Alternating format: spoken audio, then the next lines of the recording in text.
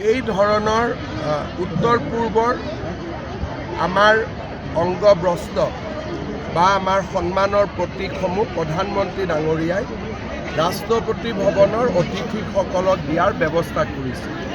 তাত ইউৰোপৰ পৰা অহা ডেলিগেশ্যনবিলাকো আছিল। সকলোৱে সন্মানেৰে সৈতে এই সন্মান গ্ৰহণ কৰিলে, কিন্তু ৰাহুল গান্ধীয়ে তাক অস্বীকাৰ কৰিলে।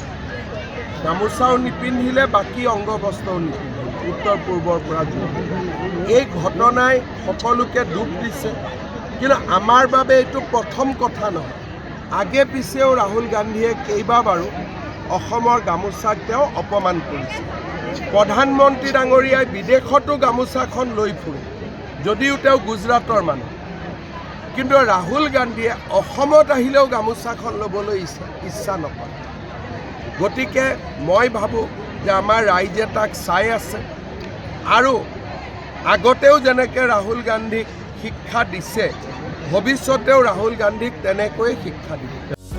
যিকোনো খবৰৰ বাবে যোগাযোগ কৰক আমাৰ এই নম্বৰত 9181 307 2221।